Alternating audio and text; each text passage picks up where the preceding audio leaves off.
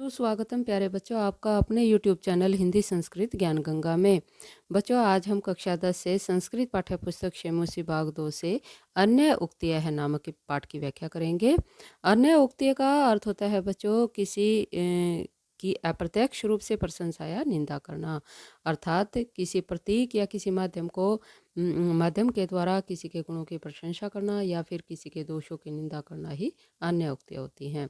प्रस्तुत पाठ में भी इसी प्रकार से कभी जो है मेघों को माध्यम बनाया गया है, कभी चातक को, कभी सरोवर को, तो कभी मालाकार को आदि। इस प्रकार से माध्यम बना करके लोगों को जो है सद्वर्ती की ओर प्रवृत्त होने की का संदेश इस पाठ में दिया गया है।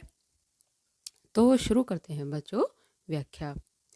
एकेन राजहंसेन या शोभा सरसो भवेत न सा बक सहस्त्रेण परिततेरवासिना। इसका अन्वय देखते हैं। एकेन राजहंसेन सर्ष है या शोभा भवेत परितय तीरवासिना बक सहस्त्रेण सा शोभा न।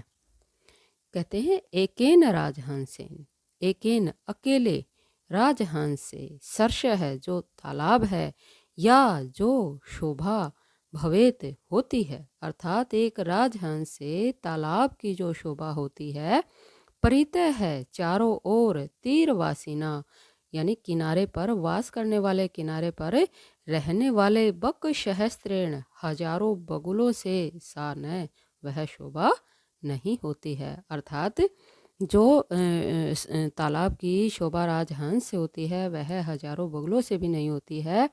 तो प्रत्येक श्लोक में बच्चों कुछ न कुछ भाव दिया गया है किसी न किसी के माध्यम से। यहाँ राजहंस के माध्यम से कहने का तात्पर्य यह है कि किसी भी जो सभा की श्रेष्ठता वह किसी महान पुरुष से होती है, किसी श्रेष्ठ व्यक्ति से होती है, सामान्य व्यक्तियों से नहीं होती है। अर्थात किसी महान व्यक्ति का ही मनुष्य को आश्रय लेना चाहिए। दूसरा श्लोक है भुक्ता मृणाल पटली भवता निपितानि अंबुनि यत्र नलिनानि निषेवितानि रे राजहंस है वद तस्य सरोवरस्य कृत्येन केन भवितासि कृतोपकार है। इसका अन्वय देखते हैं। यत्र भवता मृणाल पटली भुक्ता अंबुनि निपितानि नलिनानि निषेवितानि रे राजहंस तस्य सरोवरस्य केन कृत्येन कृतोपकार है भविता असि वद।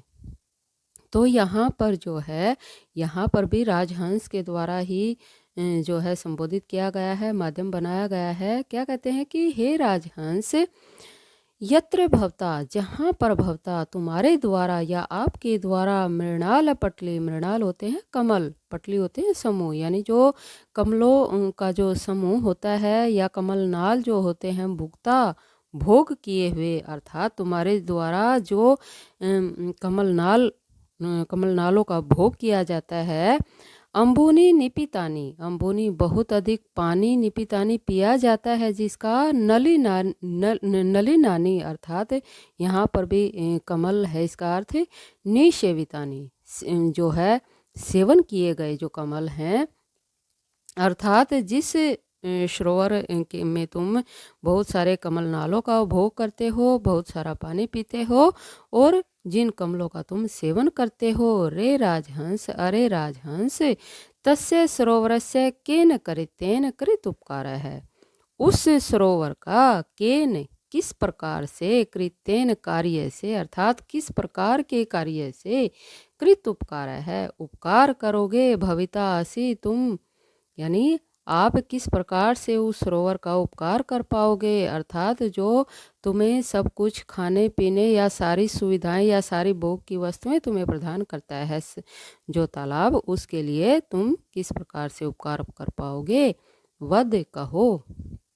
तो यहाँ कहने का क्या भाव है कि जिस तालाब में जो राजहंस रहता है, अर्थात जिस धरती पर हम सभी रहते हैं, जिस देश में हम सब रहते हैं, उस देश में रहते हुए हम बहुत सारी वस्तुओं का उपभोग करते हैं, सारी सुख सुविधाएं हमें प्राप्त है, लेकिन हमारे भी कुछ उस देश या उस धरती के प्रति कर्तव्य होने चाहिए। अर्थात हमें भोगी ही नहीं बनना चाहिए, हमारे कुछ कर्तव्य भी अवश्य होने चाहिए।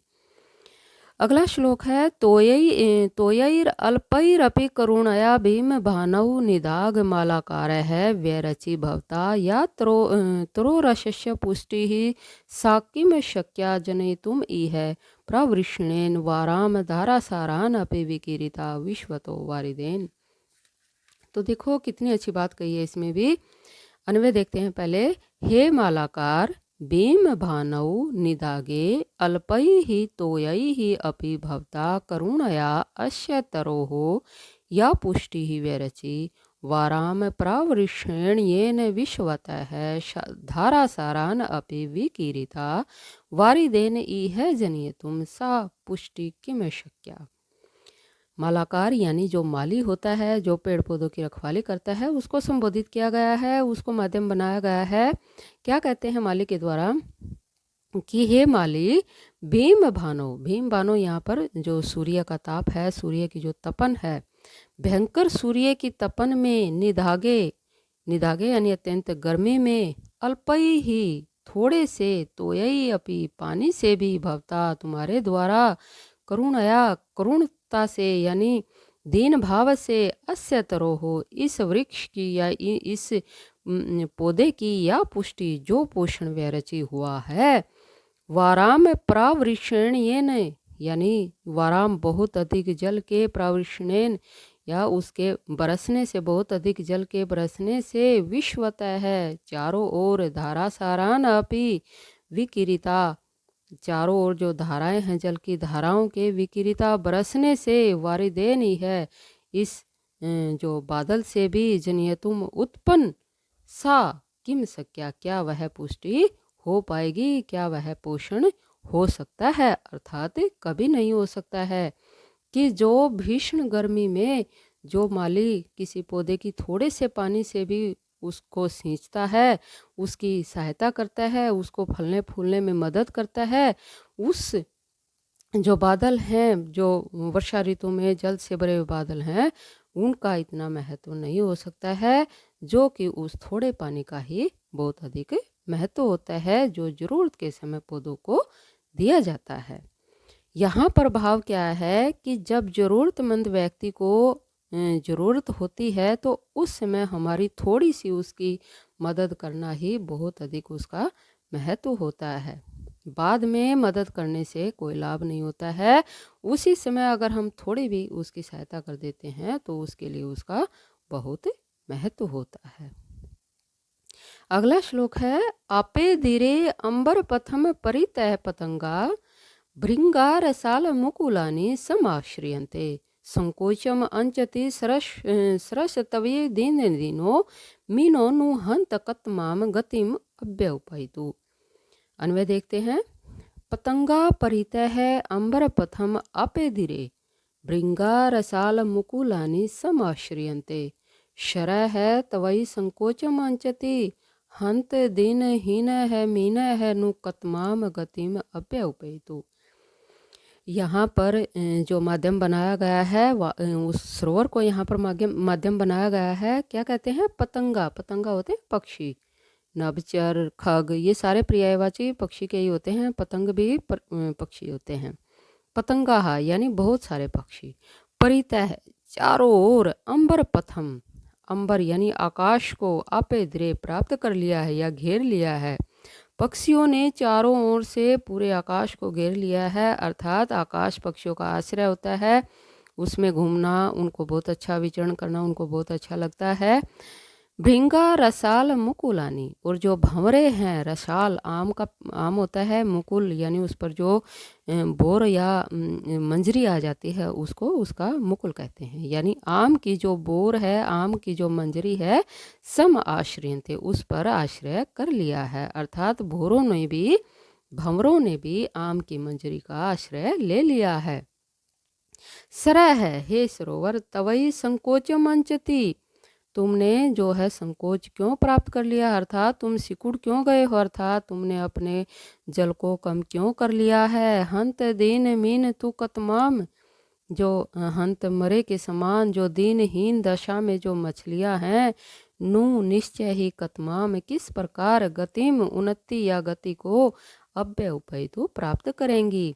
अर्थात जब तुमने ही अपने आप को सिकोड़ लिया है, अपना जल कम कर लिया है, तो तुम्हारे अंदर पलने वाली जो मछलियां हैं वह किस प्रकार से गति को प्राप्त कर सकेंगी।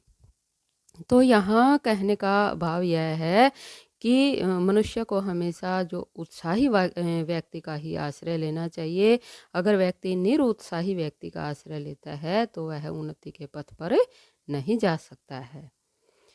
अगला श्लोक है, एक एव खगो मानी वने वस्ति चातक है पिपाशितो वा म्रियते याचते वा पुरंदरम। अन्वय देखते हैं। एक एव मानी खग है चातक है वने वस्ति वा पिपाशित है म्रियते पुरंदरम याचते वा।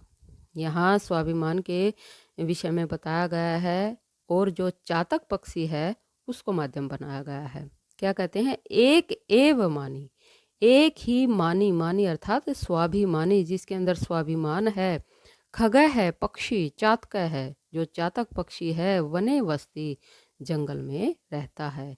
एक चातक पक्षी ही ऐसा है जो स्वाभिमानी होता है, अर्थात वन में एक चातक पक्षी ही स्वाभिमानी होता है।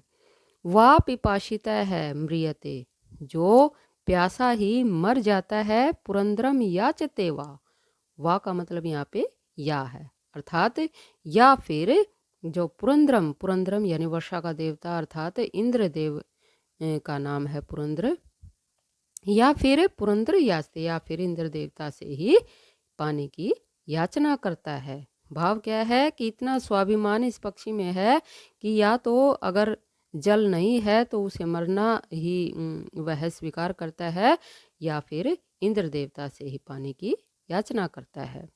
तो यहाँ पर जो इसका संदेश है श्लोक का, कि किसी भी व्यक्ति को अपना स्वाभिमान नहीं त्यागना चाहिए और अपनी मर्यादा का उल्लंघन नहीं करना चाहिए किसी भी परिस्थिति में।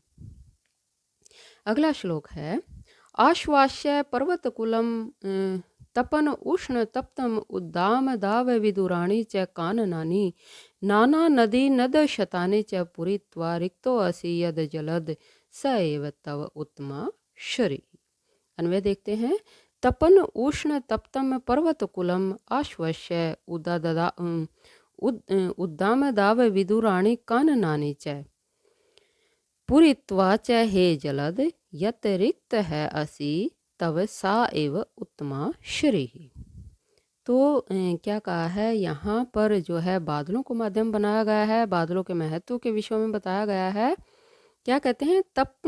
तपन उष्ण तप्तम, कि जो तपता हुआ उष्ण या सूर्य है, तप्तम उसकी गर्मी से, उसकी जो गर्मी होती है, गर्मी से तपे हुए पर्वतकुलम, जो पर्वतों का समूह है, आश्वास्य आश्वस्त कर दिया है। यानी तुमने जो पानी गिरा करके या अपना पानी बरसा करके उसको, पर्वतों के समूह को भी आश्वस्त कर दिया है। या फिर उद्दाव विदुराणी काननानी, और जो वृक्षों से रहित पर्वत हैं उनको भी, काननानी च, और वनों को भी, पुरीत्वा यानी भर करके, अपने जल से भर करके तुमने उनको आश्वस्त कर दिया है।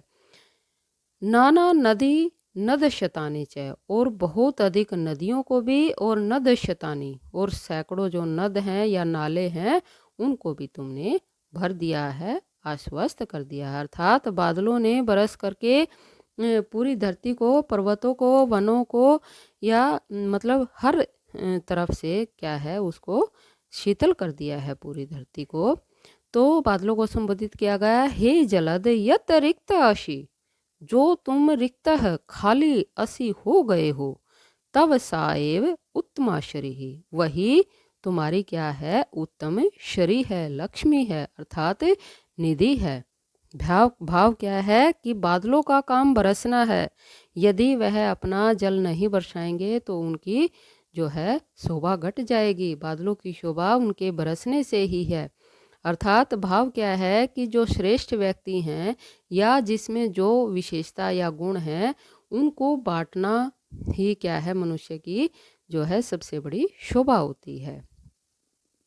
रे रे चातक सावधान मनसा मित्र क्षणम सूर्यताम अम्बोदा बहवो ही सन्ति गगने सर्वे अपि न तादृशाः केचित् वृष्टिभिराद्रियन्ति वसुधाम ग्रजन्ति केचित् वृथा यम यम पश्यसि तस्य तस्य पुरतो मा ब्रूहि दीनम वचः है। अन्वय देखते हैं। रे रे मित्र चातक सावधान मनसा क्षणम सूर्यताम गगने ही बैवः अम्बोदाः सन्ति सर्वे अपि एतादृशाः न केचित् वसुधां वृष्टिभिः आर्द्रयन्ति केचित् वृथाः गर्जन्ति यम यम पश्यसि तस्य तस्य पुरतः दीनम वचम न मा ब्रूहि। तो यहाँ पर चातक को माध्यम बनाया गया है।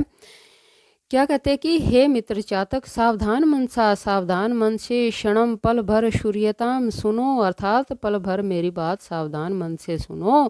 गगने ही का मतलब निश्चय ही, गगने आकाश में बहवह है बहुत अधिक अम्बोधा यानी बादल संति हैं, सर्वे अपि सभी एतादृशा एक समान न संति अर्थात सभी एक समान नहीं हैं। केचिद वसुधाम वृष्टि भी आर्द्रयन्ति कुछ तो वसुधा को धरती को वृष्टि भी अपनी वृष्टि से अपनी वर्षा से आर्द्रयन्ति गीला करते हैं, लेकिन केचिद वृथा गर्जन्ति कुछ व्यर्थ में ही गरजते रहते हैं। तुम जो है यम यम पश्यसि तुम जिस चीज को देखते हो तस्य तस्य पूर्त है उसके सामने दीनम वचम माँ ब्रूहि दीन वचन मत बोलो, यानी याचना के लिए जो दया बड़े वचन हैं उनके सामने मत बोलो। तो यहाँ पर कहने का क्या मतलब है कि श्रेष्ठ व्यक्तियों से ही जो है सहायता मांगनी चाहिए। दुष्ट व्यक्तियों से सहायता मांगने पर व्यक्ति जो है अपमान का पात्र ही बनता है। इसलिए जो है चातक के माध्यम से इस प्रकार का संदेश दिया गया है। तो बच्चों यदि आपको श्लोक अच्छे से समझ आ गए हैं तो आप वीडियो को शेयर लाइक और चैनल को सब्सक्राइब करना न भूलें। अगर कोई आपको संशय है, वैसे तो मैंने साथ के साथ सभी शब्दों के अर्थ बता दिए हैं, लेकिन यदि जल्दबाजी में कोई शब्द छूट गया है आपको समझ नहीं आया है तो आप कमेंट बॉक्स में कमेंट अवश्य किया करें बच्चों। धन्यवाद।